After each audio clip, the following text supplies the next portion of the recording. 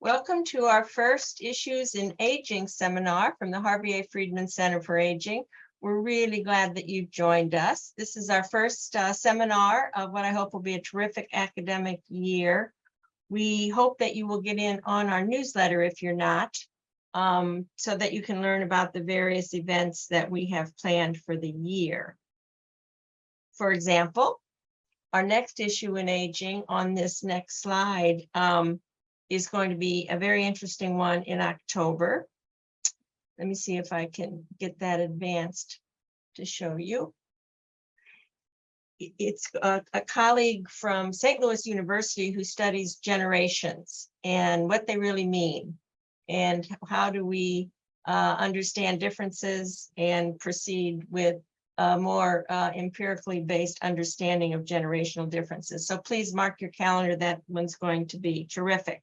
I'd like to thank Natalie, who just posted something in chat. And Natalie is the manager of the Center for Aging. And I appreciate her leadership at the center, and also acknowledge Michelle Dinman, who works with us as well. And as Natalie said in chat, if you would please stay on mute while our speaker is presenting, we're going to ask you then to come off mute for questions and answers at the end, or at any time, post a question in the chat, and we'll make sure we accumulate them and get them to Andrea. At the end of the session, Natalie will come back with a QR code for continuing ed, and remind you again, maybe, of this seminar that's coming up in October. Natalie, anything else? Did I get it all? Nope, that's all. Okay, great. Well, I'm excited to introduce to you Andrea Denny. She is our kickoff presenter this academic year because she was the 2022 winner of the center's Kopolow Award, a very esteemed award that recognizes our colleagues on campus for their outstanding contributions in the field of gerontology and geriatrics. Andrea leads the outreach, recruitment, and education core of the Knight Alzheimer's Disease Research Center. She's a social worker for Washington University School of Medicine's Memory Diagnostic Clinic. She has a BS in psychology, an MSW, and a JD. She has lots of degrees and expertise that she brings to this role. She's been at the ADRC since 2011, and she also serves as an active volunteer at the Greater Missouri chapter of the Alzheimer's Association, where she co-facilitates caregiver support groups. So she has a tremendous amount of on-the-ground knowledge about Alzheimer's disease, and she's going to share it with us today. Andrea, thanks for being here. Thank you. Thank you so much. Can everyone see my screen? So thank you, Dr. Morrow-Howe. Thank you, Natalie. Thank everyone that's here this, I guess, midday, not really morning or quite afternoon. And I'm so happy to be here to talk to you all today, and for this lecture series opportunity with the Friedman Center for Aging. I'm going to start, and most of the talk is going to be on an Alzheimer's disease diagnosis. Now what? I'm going to talk a little bit about research at the end, because I do wear two hats here, as was alluded to, and I'm the social worker working with patients and families at the Memory Diagnostic Center, but I do lead the outreach and recruitment and engagement at the Knight Center, the Knight ADRC.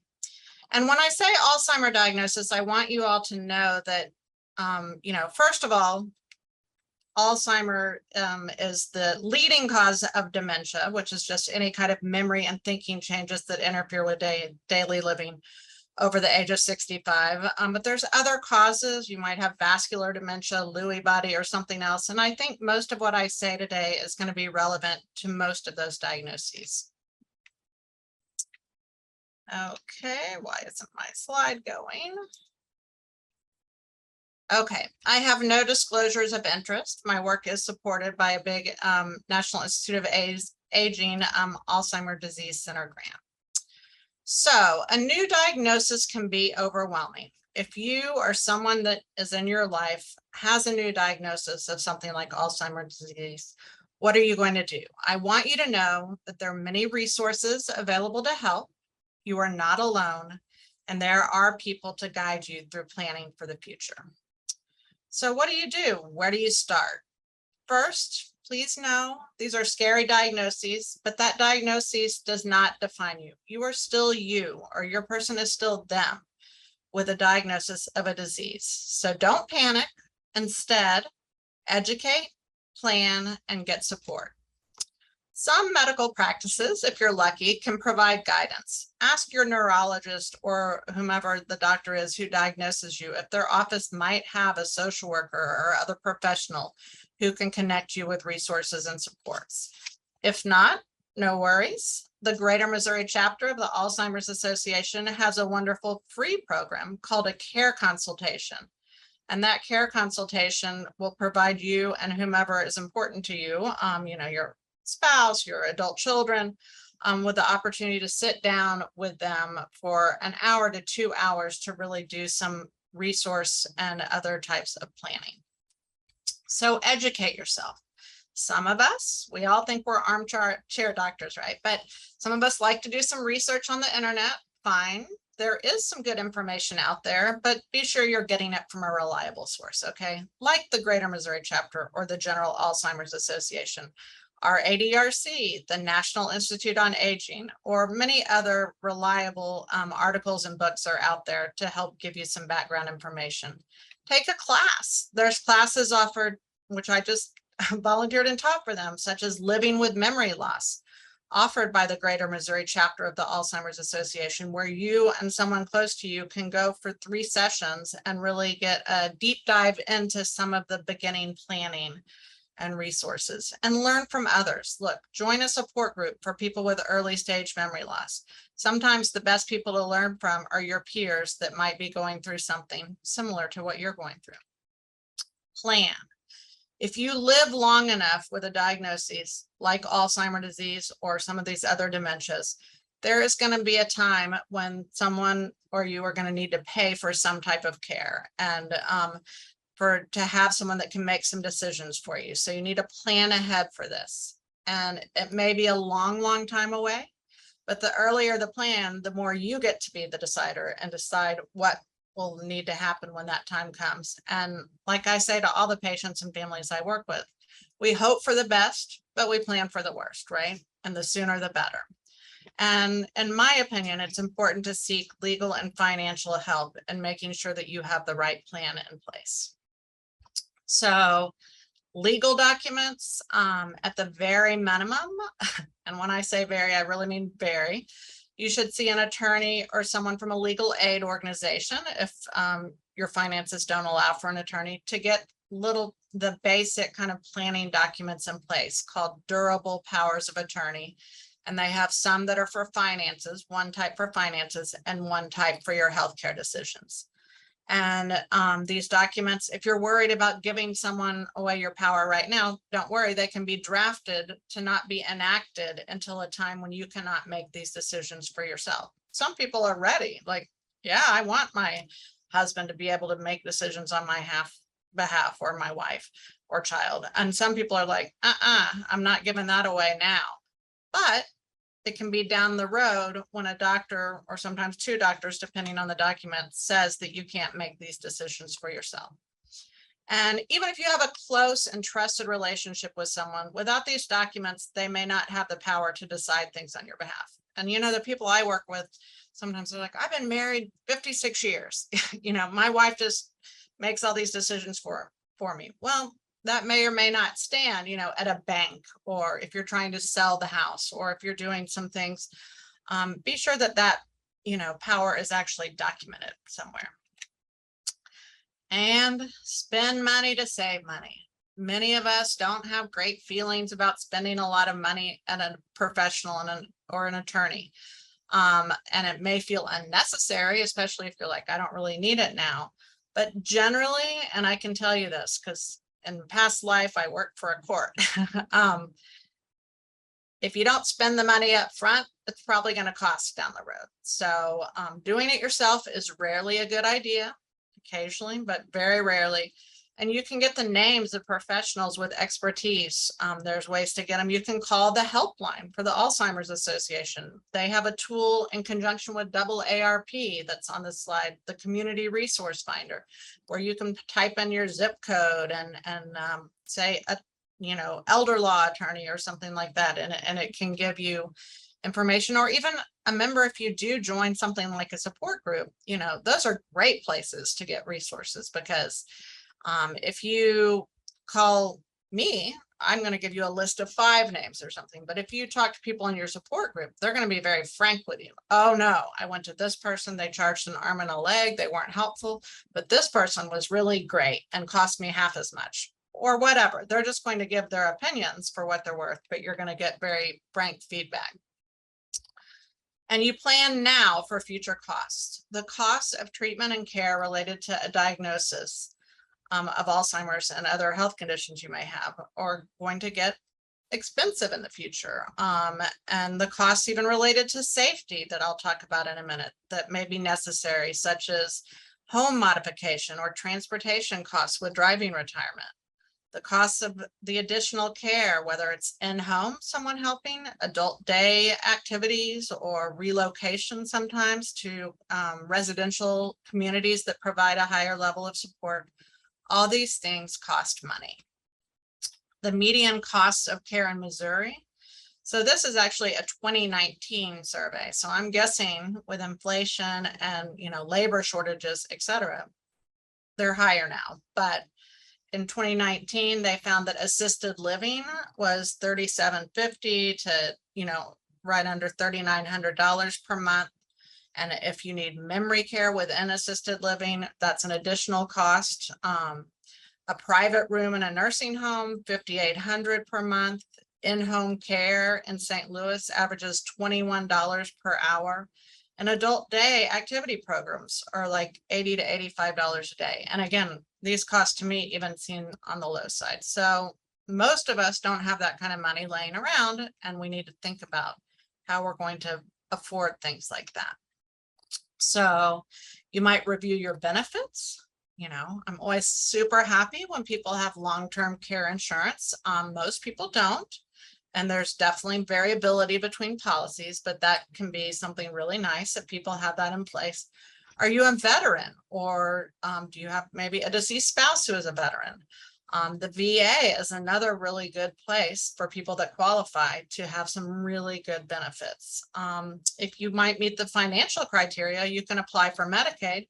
And sometimes when working with attorneys, you might be able to set up things a certain way so that eventually down the road, you might be able to qualify for Medicaid. But there's other benefits, and I work a lot with younger onset people. So people that are younger than 65 may be eligible for disability benefits through their work, through Social Security disability, or other, federal pension plans. Life insurance policies sometimes have some flexibility. Homeowners may consider options such as a reverse mortgage. I would be careful with that. Definitely get good advice, because these things can, be tricky. Tax deductions or credits may help defray some of the burden. And I learned, I went to a really good presentation by someone from an organization called Claim, that's Missouri's nonprofit that advises people on their Medicare benefits. And some of these managed Medicare plans even have some benefits for things like adult day programs, et cetera, that I was not aware of.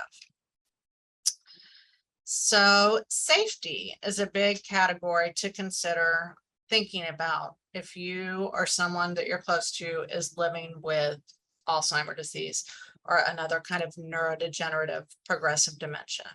There's driving. All of us probably, as my friends in the driving field say, might need to think about retirement at some point. Driving is not necessarily something any of us can do for all of our lives, but certainly if you're having cognitive changes, driving is something you're going to need to think about when you might need to retire. Medications, home environment, financial safety, and wandering, to name a few. So if you're thinking, I'm not sure about my driving anymore, or I'm not sure about moms driving anymore. There are resources available to help you assess and discuss. And even if you're currently a safe driver, a plan needs to be in place for continued assessment. You may be now, but what about 6 months from now? What about 2 years? And eventual retirement. There's some known red flags: getting lost or disoriented while driving. And believe it or not, that is not uncommon. Failure to heed or to understand traffic signs and signals, no longer stopping at those stop signs. Poor lane control or inappropriate speeds, and it can be too fast, but it can be too slow. We all know, right? Sometimes that you're behind a driver and, we might have a bias to think they're an older driver and they're going 20 and a 40, and hitting curbs or other fender benders. Medications, and I think this is such an important one. Have a doctor review all your current medications. Monitor your ability or your loved one's ability to accurately take the medication. Sometimes people, it's like, do they have Alzheimer's or dementia, or are they like polypharmacy, like they're mixing up their medications, they're not taking them right, too many are interacting?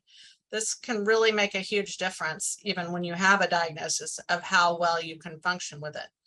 Create a routine for when the medications are taken. There's useful resources like alarms or pill boxes for helping manage the medications. Nowadays with these technologies like our smartphones, you could probably, I couldn't, but someone could help you from Geek Squad or someone, get Alexa to tell you, Alexa, is it time to take my medication? There's all sorts of technologies that can help. And if something isn't working, ask your doctor about changing the timing or changing the medication. If you think your medications are making you more confused or cloudier, or a doctor gave you something because you have this diagnosis and it just doesn't seem right, or it's making you sleepy, maybe you could take it at nighttime. These are things to discuss with your medical team. The home environment. As the disease progresses, things commonly found in our homes can become potential hazards. The kind of more blatant or obvious one are things like guns and knives, but even other things like stoves that can be left on, or other things in the environment can become potential hazards. And there are professionals that can help you consider how to create a secure environment. These diseases don't only affect our memory, even though that's often the first or the most common thing we think of. A disease like Alzheimer's disease can bring changes in areas such as judgment, orientation, balance and gait, behaviors, and even things like, visual spatial things or sensitivity to temperature that can make a person need environmental modifications for safety. And then financial safety. And this is such a big one. I feel like 2 or 3 times a week, I talk to families that are really struggling with this. And red flags that a person needs help with money management and choices. Unpaid or unopened bills, especially if someone lives alone and now, their electricity is being turned off or things like that, or they're missing mortgage payments. Strange new merchandise. Money disappearing from accounts, and lots of new purchases on a credit card. As things go along, someone needs to be monitoring what's going on. And unfortunately, even though we know there's predators out there ready to take advantage of all of us, and that aging people in general may be more susceptible, people with memory and thinking changes are very vulnerable to financial exploitation. And sadly, it's true from strangers, but it can also be true from family members. So we need to keep an eye on that. And wandering. And when I say wander, what I mean is, if mom went out to check the mail and didn't come home for 2 hours and then was found, 3 neighborhoods away, that would be called wandering. And according to the research of the Alzheimer's Association, 6 in 10 people with Alzheimer's disease dementia wander at least once, and many repeatedly. Generally, this is not an early problem, but it is smart to plan ahead for how to avoid this becoming an issue. And truly, for some people, it is kind of an early issue, you know, a disorientation, like maybe even going to your sister's house a few neighborhoods over, and for some reason you notice that your dad always could get there very handily, and now he's like making the wrong turn or not sure where to go. For some people, kind of disorientation can be even an early sign. And you can learn the warning signs that this may become a potential issue and enroll in programs like Medic Alert, Safe Return, that have resources to help if someone does wander. And I feel like I could spend a lot of time talking about each of these things, but because this is an overview, I will go on. But if you have questions at the end, be sure to put them in the chat or ask them to me. So if you have a diagnosis or someone in your life does, and you're like, okay, I understand safety things may come up, and maybe I can think of a couple of the big ones, but I'm not really sure what to do, where to go. There are some great resources for this. There's a wonderful nonprofit in St. Louis called Memory Care Home Solutions. And they also have wonderful social workers, but they have occupational therapists who are trained specifically to help people and patients and families with safety and strategies for managing in the home environment. But there's also other occupational therapists, from private or, home health agencies that may have some specialty or ability to help and look in the environment and see what needs to be changed. The Greater Missouri chapter of the Alzheimer's Association and those care consultants that I referred to can help you identify areas that are frequent places to assess safety. And driving evaluations can be ordered by your physicians, and they can help reassure you, if that's the case, that you or your loved one is still driving safely.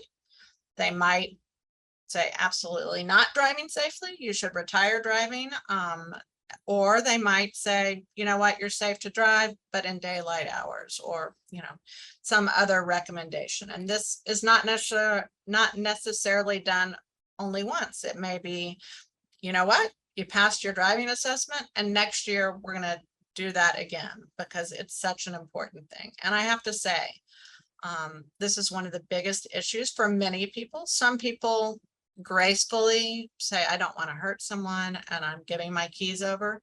And other people, it is like their live or die issue, and they just go, get so angry with their family to suggest taking the keys away. But there are professionals to help with that transition.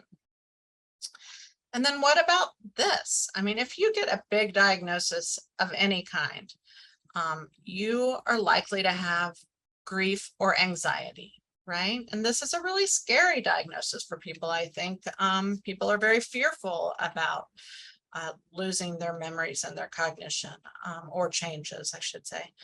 And it's so normal. It's normal to feel scared or sad that you've been diagnosed with any serious health condition. And I want you to know that there are therapists and counselors that specialize in supporting you and supporting people living with memory and thinking changes, and or their care partners. It may be that the person themselves is like, well, I'm fine, I don't even think there's anything going on.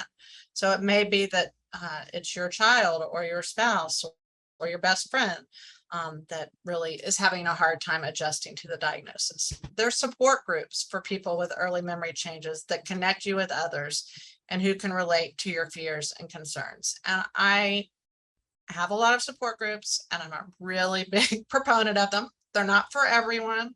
Some people will tell me I'm not a joiner, or mom's not a joiner. You know what? It's not for everyone. But these places, I think, can really be helpful. And not only do they give support, but they give like a lot of ideas for different things, and also, social engagement, truly. And for some people, your faith leader may be able to provide support if you're part of a religious community. That's not everyone, but for many people, their faith becomes even more central and important as they deal with hard things. And control the things you can control. We know We know, we all know this anyway, but find a way to exercise. It is good for your physical health and your emotional health. And the big Alzheimer's Association International Conference is every summer and always has big, studies that come out. And this year they shared a study that, that had so many people in it, and that found that exercise, all different types of exercise are good for you. One group did things that are real like cardiovascular. I don't know if they were running or, biking, things like that.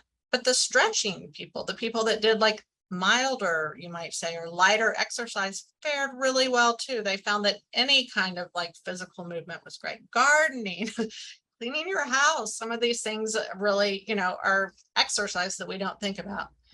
Eat a healthy diet, like the Mediterranean diet. When I say Mediterranean diet, you can look it up, but the idea is not processed food, right? Fresh fruits and vegetables, poultry, fish, olive oil, limited, red meats and trans fats and things like that. And again, ultra processed foods tied to worse brain health, and healthy diets help, even if you already have the diagnosis. Stay socially engaged. Being isolated, when we have something bad happen to us or scary, I think some people have the initial reaction of wanting to just curl up in a ball or stay away from people. And everyone deserves a little time to do that if they need it, but then get back out and be socially engaged. It's very healthy. And challenge your brain. It's great if you've always done crossword puzzles or bridge, those things are good, but I think the research shows even trying new things, kind of creating new pathways in your brain, can be very good for your brain. And really continue to do the things you enjoy. Don't stop doing the things you love because you have a new diagnosis. There's a knee-jerk reaction of like, oh, I'm going to go to book club and I'm not going to remember everyone's name or something about the book. It's okay. It's okay. If you love it, go. It may be different than before, but still do it. Prioritize the meaningful activities in your life.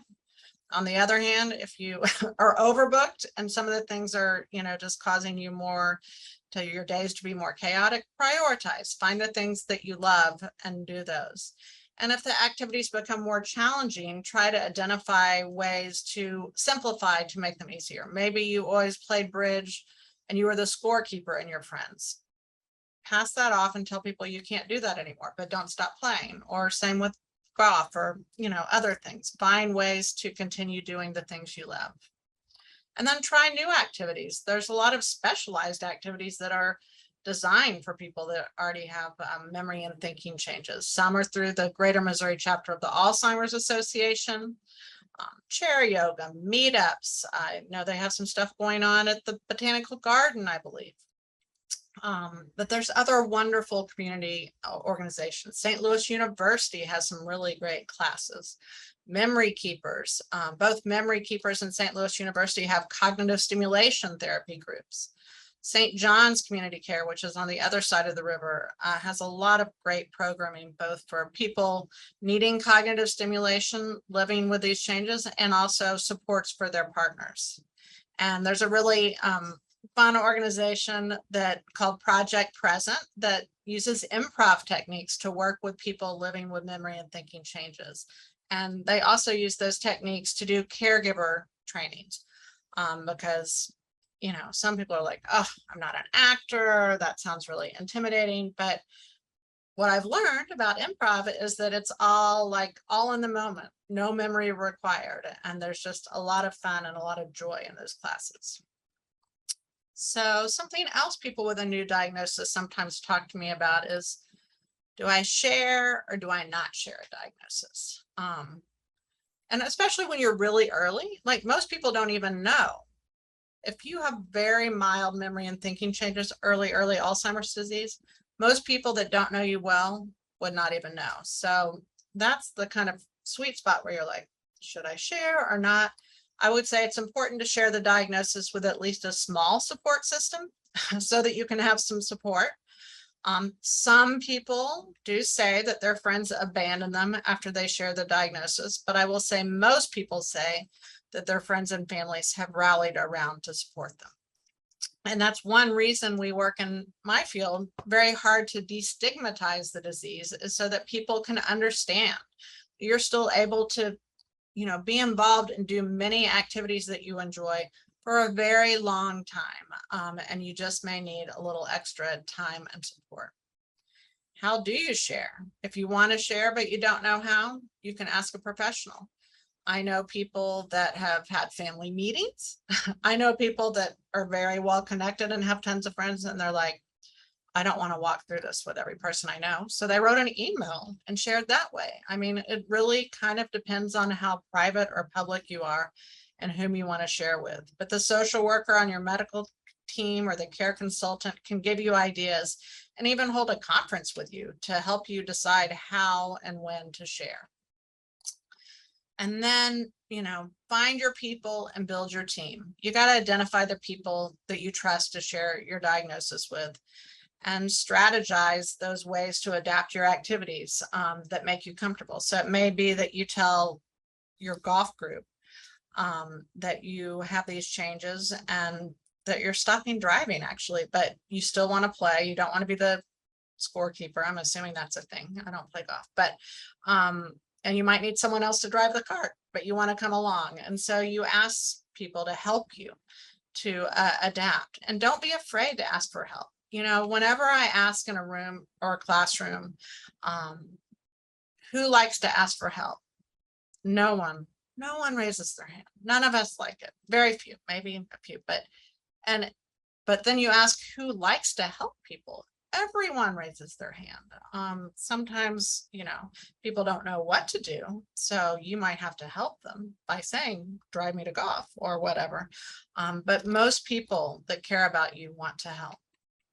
And then empower yourself by advocating. Some people find, once they get past the accepting, I have this new diagnosis, I have Alzheimer's disease, I'm not going to hide in my house and not go out. I'm going to be out in the world. So you could get involved with organizations like the Greater Missouri chapter of the Alzheimer's Association. They go to Jeff City and they go to Washington, D.C. to help advocate for laws and funding to help people living with these diseases. You could participate in their annual Walk to End Alzheimer's Disease, which can be a really powerful and fun event. But they don't have to be your group. I mean, all these other wonderful nonprofits need to raise money to support and help people. So Memory Care Home Solutions, get involved with them, or Project Present, or other, organizations. Advocate for yourself and advocate for them. Or a lot of people empower themselves through thinking about helping future generations. Some people feel really empowered by participating in research, and there's a lot of amazing research going on right here in your own backyard. I'm going to talk a little bit about the research going on at WashU in the Knight Alzheimer's Disease Research Center, or ADRC, but St. Louis University, I think the University of Missouri, St. Louis, and others are doing research here as well. Participate in a clinical trial if you're like, these treatments aren't great and I want to try the newest thing. There's a lot of clinical trials going on with hope for trying new treatments. Some people don't want to do that. They either don't want to try something experimental, or they say, I wouldn't mind trying it, but there's such a big chance I'll get a placebo. Well, there's other kinds of research. It's not all interventional with some kind of medication or drug. So know that we have all sorts of what we call longitudinal research, or research registries, where you can be involved in other kinds of research. And don't forget your care partner. This disease affects you, but it is more than most diseases, or maybe it's true of all big diseases. It affects you so much and the people closest to you. And they need education and training and support. And there are a lot of resources to provide support and training for them. So I want to be sure and leave time for your questions, but I would be remiss, since I do work on the research side of things as well. I just wanted to talk to you for a very few minutes about some of the exciting directions in the Knight ADRC research. And these slides are courtesy, thank you very much, of Dr. Krista Mulder, who's the executive director of the Night ADRC. But I can tell you just generally that my work most days with patients and families and dealing with these very hard diseases to deal with really makes urgent the work on the research side, because I feel like we have to find better ways to treat and prevent these diseases, especially Alzheimer's disease. So the Night ADRC has sort of a unifying theme, and that is what I alluded to. What if we could prevent Alzheimer's disease? And so our work, a lot of it focuses on the study of preclinical Alzheimer's disease using Alzheimer's disease biomarkers. And I'll tell you in a minute about what biomarkers are. But I want you to know we have hundreds of people in our research, and 2/3 of them are what we would say cognitively normal. They don't have any memory and thinking changes. And that's because we're really interested in what happens between normal aging and getting a disease like Alzheimer's disease. And so we now know through research that there is Alzheimer's disease that we all think of, which a doctor can, diagnose you with, but there's a lot going on before it becomes known that you have Alzheimer's disease. And that's where biomarkers come in. And so the key questions in our research does preclinical Alzheimer's disease, these changes that we know are happening before symptoms, does it inevitably progress to symptomatic Alzheimer's disease? And can the period of transition from that cognitively normal to symptomatic be characterized? So I mentioned biomarkers. And what is a biomarker? There's many things in the body that are hard to directly measure. But what we have asked is there something that we can measure that gives information about what we want to know? And because it's tricky with the brain, because the brain's really complex, think about other things that you're more familiar with. A high cholesterol doesn't mean you're actively having a heart attack, right? Or high blood pressure doesn't mean you're stroking or having a stroke in the moment. But what it means is it's a way of detecting that there's changes metabolically, I guess, or biologically going on that put you at very high risk or a higher risk for those things. So high cholesterol doesn't mean that you're having a heart attack, but it means you're having a greater heart attack risk. And we're learning or trying to learn, what are those things in our world? What are those things with Alzheimer's disease? So we've known for a long time, or we believe, the researchers believe, that the defining brain lesions of Alzheimer's disease are two things. There are these plaques, these kind of plaquey things made of amyloid beta, and then these tangles in the neurons called tau tangles. And I'm going to do this very briefly, but this is a history that Dr. Mulder put together of the diagnostic development in Alzheimer's disease. So throughout history, I guess senility has been known, but less people had it, right, because people didn't age as much. And then in 1906, this Dr. Alois Alzheimer describes the first Alzheimer's disease patient. And he looks at autopsy and finds these plaques and tangles in the brain. So great, they know there's something weird going on, plaques and tangles, but what are they even plaques of? In 1984, they identified that amyloid beta is the major protein in those plaques and could sequence it. A little bit later in 1991, they identified tau as the major protein in those neurotangles. In 91, they found even that there's a precursor protein for a very small amount of people, but for some people that cause this autosomal dominant Alzheimer's disease. In 93, they identified what is the biggest kind of genetic risk factor allele. And then in 1993 and 1995, they discovered if they look in spinal fluid, that they could measure the tau changes and the A beta changes as a biomarker for Alzheimer's disease. Later yet, they found some special brain scans where they could give you an infusion and then it can glom on, for a very non-scientific word, to those plaques in the brain, and they could see where they were. And in 2012, they approved that amyloid PET scan, but the FDA did, and they're working on the tau PET tracers as well. And then something that I'm going to talk about just for a minute, because we're super excited. WashU's been a real leader in this, but others in the world have found successful evidence that we can look at the blood for these amyloid beta biomarkers of Alzheimer's disease. And we think that could be a real game changer in the field. So just to have, I'm just going to get this all loaded up. The reason these biomarkers are so important is because if you look at this from no Alzheimer's disease down to this line right here, if you can see my thing where a doctor, you would go into her office and she would say, I see the changes in you that lead me to believe that you have Alzheimer's disease.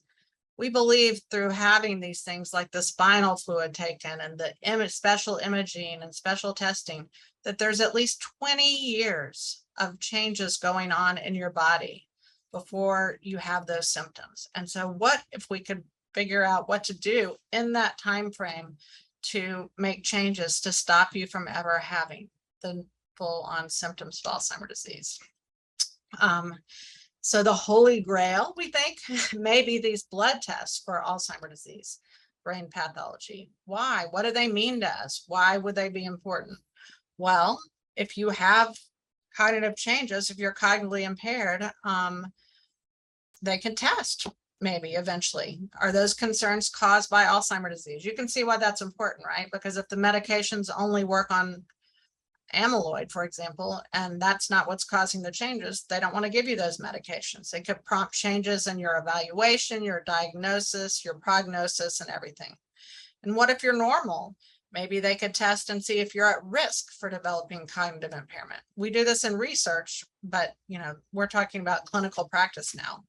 And there's practical advantages of a blood test. I don't think you need me to say that most people are more comfortable having blood drawn than having spinal fluid drawn, or than having some of these fancy brain scans, right? And it can be done almost anywhere, and samples can be shipped. I mean, we worry about, our patients and things out in rural areas.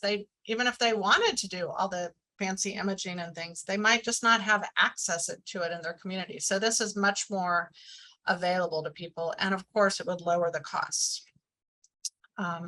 And there's scientific advantages of a blood test. Apparently, multiple proteins can be measured with a single blood sample. And the results are a number rather than a subjective read. You might need a real specialist to look at a brain scan and tell certain things, but apparently the blood tests can give you a more definitive number. And the potential impact of blood tests on clinical trials. One reason we don't have great treatments or for Alzheimer's disease is because trials have to go on for many years, and a lot of people don't even make it past the screening because it's really expensive to do fancy brain scans on people or to take the spinal fluid. And if we could determine who would be in or out based on a blood test, it would be much more cost effective and quicker. And it would be likely to be more used in many clinic situations than these amyloid PET scans or CSF biomarkers, potentially enabling earlier and more accurate dementia diagnosis. So we're very excited that we're on the cusp of a lot of these things. Some thoughts to keep in mind based on this poll by the Harris Group, funded by Quest Diagnostics, of primary care physicians. 87% agreed that a blood test for Alzheimer's disease would enable them to refer a patient to a specialist. 92% agreed that it would lead to a surge in diagnosis. Of course, that 60% indicate we're not ready for that. We don't know if our current healthcare system could handle it, but 79% of them would like to be educated on best practices of how or when to use these tests. And 70%, my heart loves to hear this, would like to be educated on how to counsel and support patients and families if they get results that indicate Alzheimer's on these tests. So the reason we ask for so many things, and then I'm going to stop for questions, in our research, because we do ask in our longitudinal cohort, we ask people to give spinal fluid and blood and to do specialized brain scans and to have a clinical assessment where we interview you and a study partner. But we don't have the answers yet about which of these things will tell us what we need to know most. And if we want to prevent Alzheimer's disease, we need to characterize the period during that 20 years of preclinical Alzheimer's disease. We don't want to treat you out at 18 years with a therapeutic drug if it's not necessary, till much longer. None of us want more interventions than are necessary.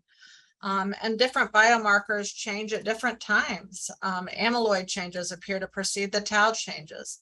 And each biomarker has its strength and limitation. So we can see changes in the spinal fluid amyloid and plasma amyloid earlier than we can see it on those brain PET images. But the brain PET image can show us where in the brain, a blood or spinal fluid test does not show us that. So I'm going to stop sharing so that I can see you all and answer any questions you have. Thank you. Thank you, Andrea. That was fabulous. There was so much information, and we are, as Natalie said, going to be sharing, posting these PowerPoints for you all so you can review some of it. That was fabulous. I'm going to turn it over to Natalie to moderate our discussion section with our discussion time with Andrea. And I encourage you to come off mute and ask questions, or raise your mute or your Zoom hand, or put it in chat. So Natalie? Yes, thanks. Andrea, it looks like we have a couple of questions already. One that came in earlier. Christina asked, how can I convince someone to create a safety plan for their weapons? This is very hard for some people, right? Some people are very attached to their weapons. So I think it really depends on your relationship with the individual. I mean, sometimes it's better not coming from you, right? So sit down with that care consultant or the social worker or the doctor even to say, we recommend with people as they progress that they take guns out of the house, or that they have them secured, or that they separate the ammunition from the gun. So I would try first, especially if someone's early, to get their buy-in and working with the professionals. Sometimes if they're not going to give buy-in and you're worried about it, sometimes it's when they're out of the house, that the ammunition is removed, or sometimes you do something nice to make people feel good. No one really wants to do things because they can't do it anymore, right? Like that makes people feel bad. But if your granddaughter, if you'd been wanting to teach her to hunt or something like that, or you just it would be so meaningful if you gave these to our son or our granddaughter or something like that, not a minor, of course, then that might be a way. But it's really hard, and it kind of depends on the individual. Great, thank you. And we have another question from Peter. He says, great presentation. Do socioeconomic factors affect or interact with these biomarkers? For example, are people in certain places or neighborhoods more vulnerable than others? I'm glad you asked that, Peter. Absolutely, but we're still learning about that. I think we're all behind the curve, but the Knight Alzheimer's Disease Research Center here in at WashU, along with colleagues in Chicago and other places, have started collecting a lot more what we would call social determinants of health data on people. I mean, there's some things already known. We know that like lower education levels, right, can affect Alzheimer's disease. We're learning that discrimination throughout your lifetime can have an effect on who develops and doesn't develop Alzheimer's disease. So we're trying to collect a lot more of those social determinant data so that we can correlate it with things like the Alzheimer's disease biomarkers and really learn to flesh that out. So it's absolutely related. We know it's related. And remember, Alzheimer's disease is, most of it, beyond that like dominantly inherited mutation, is some mix of genetic susceptibility and environmental triggers and factors, right? But we don't know what all of those are. Some of them may be these ultra processed foods. Some of them may be a lifetime of stressors and discrimination. Some of it is education level and what we've done with our brain. So we are trying very hard in the field to tease all that out. Great.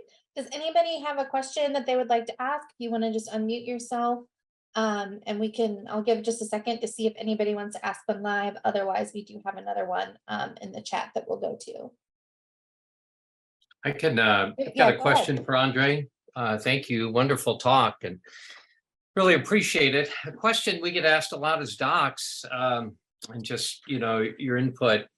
So we get asked regarding level of care. Should it be assisted living? Should it be memory care? Should it be SNF? And also the request for specific facility names, which I'm really reluctant to do. So some of us have contracts as medical directors. There's the ethics of that. And facilities can change management, and you hate to make a recommendation. So I guess what resources in the community and steps would you say that might help people kind of weed through some of those choices? Absolutely. It is so tricky when people are trying to determine, okay, I don't know, we can manage at the home, but where, what level? So, there are resources like the care consultants can help talk to families about that. There are organizations that don't charge families, but they do have relationships with certain facilities, but that can be really helpful for people. Things like Transitions for Senior Living or Place for Mom, that can work with families and help guide them. That community resource finder that I talked about before, people can put in their zip code and how far they want to go and learn about different levels of care. It's really hard because even I've been in this field for so long, I'm still learning sometimes the differences between what people mean when they say assisted living or memory care or things like that. The Alzheimer's Association has on their website, I think it's put out by Alexian Brothers or something, kind of a guide, like even helping people to understand what is the difference in skilled care versus a continuum of care community versus memory care versus assisted living. These are really hard questions.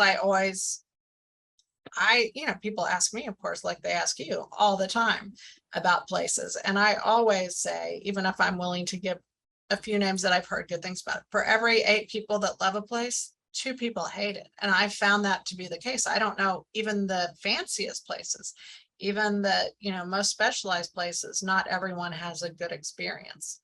I also tell people to, some of the things that are going to be really important, like someplace you're going to keep an eye on your person, right? Even if it's the best place in the world, they're going to get better care if family members or people that love them are able to pop in regularly, right? It's not always the best place money can buy. Sometimes it's the place that's in your neighborhood that you're going to be able to very easily make it to a lot. And also, of course, cost determines so much for almost everyone. Thank you. Sure. Is anybody else would like to ask a question?